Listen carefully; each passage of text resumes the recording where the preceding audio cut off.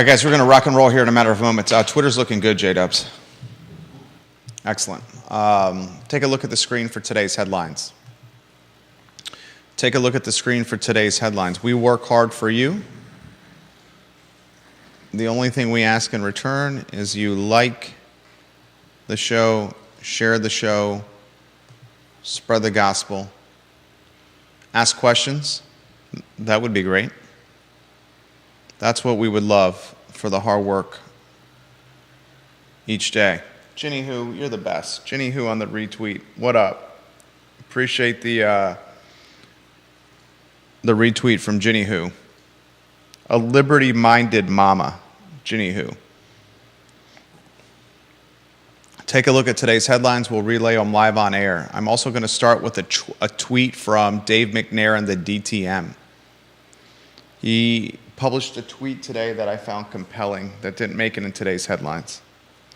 J-Dubs, how you feeling before we start the program? Better yet, instead of how you feeling, which headline today do you find most compelling or are you most eager to talk about?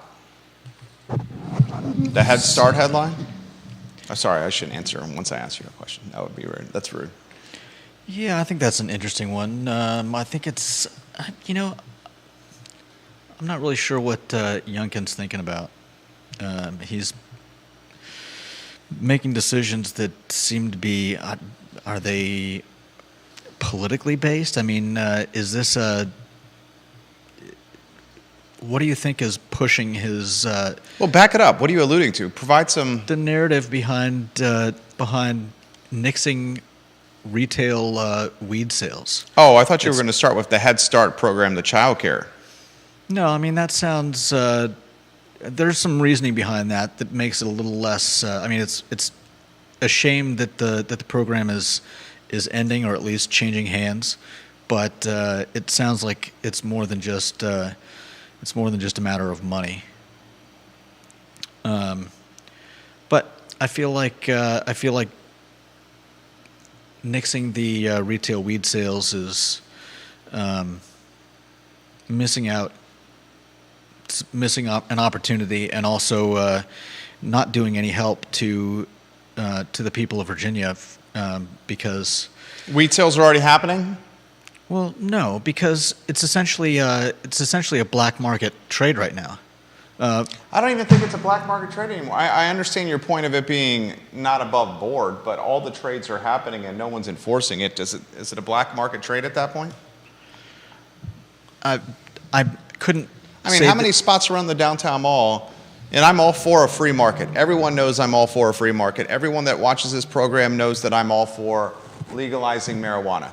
But there's how many spots around the downtown mall that you can go to on many days during the week, pay an entry fee, and go into a farmer's market of cannabis? Okay, that's fair. Half a dozen? Easily.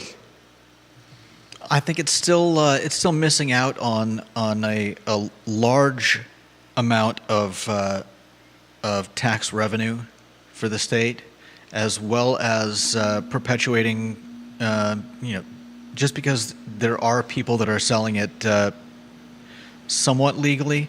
I think there's still an element out there that is not. And we talk about problems with guns in Charlottesville. Part of that is related to the drug trade. Whether or not that is, I don't know how much of that is marijuana related, but here we are. Viewers and listeners, give the show a like and a share. We'll get rocking and rolling. Kate Schartz, the Queen of Ivy, contributed today's program by suggesting a headline that made it into the rundown today. Kate Schartz, a lot of respect for you. She highlighted the Head Start story in Charlottesville tomorrow. We'll talk about that on today's program.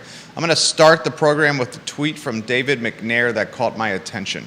Mr. DL, welcome to the show. Thank you kindly for watching the program. Judah, I can rock and roll when you are. I need 5 seconds. Hold on 1 second. I just want to make sure I have this tweet lined up. Give the show a like and a share anywhere you are watching. If you're watching this program, highlight the show, like the show, tell your friends about the show. Scott Q, hello. Brandon Harrop, hello. Aaron King, hello. Chris Fairchild, Supervisor Fairchild, welcome to the program. Thank you kindly for joining us. Janice Boyce Trevelyan, nothing but love for you, Janice Boyce Trevelyan. We appreciate your support. David Riddick, welcome to the broadcast. Beth Dunlop Marcus, welcome to the broadcast. John Blair, you're the best. We appreciate your support of the program. Excited to connect with all the viewers and listeners. Georgia Gilmer, Counselor Snook, winemaker Stephen Bernard, Betsy Nugent. Fantastic form on that backhand and forehand for Coach Betsy Nugent. We can rock and roll when you're ready there, J-Dubs. Quiet on the set. Quiet on the set.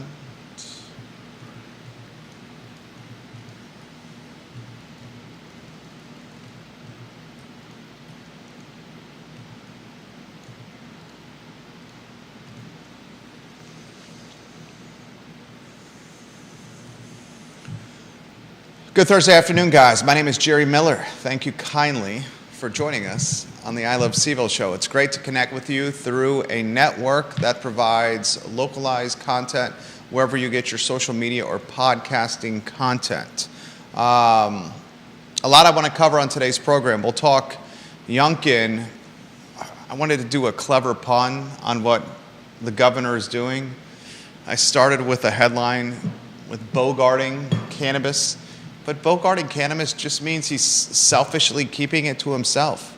I think what Governor Glenn Youngkin is doing is he's cashing out the joint. He's literally kiboshing retail weed sales, which inexplicably is inexplicable policy and governance from my standpoint, because this is already happening. This is already happening. Judah utilized the terminology where marijuana is in a black market right now. I'm not even sure if that's applicable. You can walk anywhere in Charlottesville or Central Virginia smoking a joint, and no one from an authority standpoint is going to do anything about it.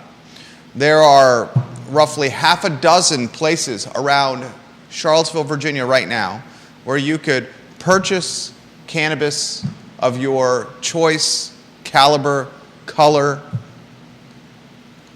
and do it effortlessly. Why Youngkin is not choosing to tax this behavior and legitimately legalize it is beyond me. We'll talk about that on today's show. We'll talk about Albemarle County's budget. You got Albemarle County budget on the headline there twice there, J-Dubs. Let's see. It's ballooned to $629 million annually. I want to highlight that again. The proposed budget for Albemarle County, $629 million a year. That's your dollars, that's my dollars, those are taxpayer dollars. We'll talk about that on today's program. A topic from earlier in the week that we didn't get to, which neighborhood has the most upside right now in the city of Charlottesville, and which jurisdiction has the most upside in Central Virginia. I'm curious of your take of this, viewers and listeners. Head Start closing. Judah and I will unpack this. Kate Sharp suggested this headline, the Queen of Ivy. 200 families without childcare. And I found a macro story. Buffalo Wild Wings, the sports bar, the wing joint, the beer bar, 1/3 of its sales across all its locations tied to takeout and delivery. Furthermore, Buffalo Wild Wings is rolling out Buffalo Wild Wings Go, a new store concept where they're only doing takeout and delivery with its menu. No sports bar, no televisions, no beer drinking, no rooting for your favorite team. I want you to really consider this. If there's any restaurant brand that is out there in the world, a restaurant brand that's tied to a chain or national footprint, which restaurant brand can you think of that prioritizes the in-store dining experience more than Buffalo Wild Wings? A concept completely built around watching sports, drinking beers, and cheering on your favorite team with your buddy. This concept, this brand that is tied around the in-person experience of televisions and sports fanatics is now telling the world that 1/3 of their sales are tied to takeout and delivery, and we're going to start rolling out Buffalo Wild Wings go locations where it's only takeout and delivery that is offered. So much to cover on today's program. My name is Jerry Miller. Judah Wickower, you will see his face in a matter of moments on a show that's become the water cooler of Charlottesville. We are less than 2 miles from University of Virginia in the shadows of Thomas Jefferson's University. Hop, skip, and a jump from the Charlottesville Police Department, a block off the downtown mall, the courthouses of Albemarle County and the city of Charlottesville, and smack dab in the epicenter of Central Virginia, a 300,000 person market that we love dearly. I want to start with some commentary that did not make our rundown of headlines. And this is a tweet by David McNair of the brand The DTM. He was formerly a journalist of The Hook, the weekly paper that did fantastic investigative journalism. He tweeted this at 9:56 this morning. You ready for this, J-Dubs? Get ready for this tweet, okay? This is something. Dave McNair writes, on Tuesday and Wednesday this week,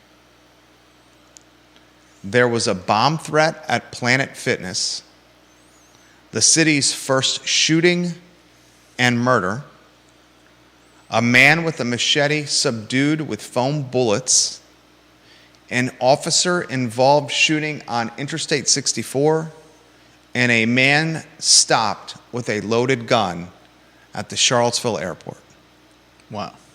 I'm going to read the tweet again. It hit me. There are also shots near grounds. There you go. Judah Wickower providing value already. This is from the DTM via Twitter. On Tuesday and Wednesday of this week, there was a bomb threat at Planet Fitness in Albemarle County, 5th Street Station. Charlottesville City's first shooting and murder on 12th and Rosner Avenue, right next to Booker T. Washington Park. A man with a machete was subdued by foam bullets shot by the police. An officer-involved shooting on Interstate 64. And a man was stopped with a loaded gun at the airport trying to board an airplane. It's crazy. Judah also adds that there was gunshot around grounds, and I'll take it a step further. Judah can provide a little bit more color on this. The bomb threat at 5th Street Station with Planet Fitness in Albemarle County was not the lone one in the area. Judah, some additional perspective on this storyline for the viewers and listeners? Around the same time that was happening, there were also bomb threats in Stanton, Waynesboro, and Harrisonburg. At Planet Fitness locations. All Planet Fitness locations. And unsurprisingly, they believe they're connected. Probably the same person. Right. Or group. Or tied to that, was it Libs of TikTok? An influential social media platform and brand that's utilizing its reach to basically attack Planet Fitness and crush this business? Yeah. They've been definitely been pushing the type of people that would do this kind of thing.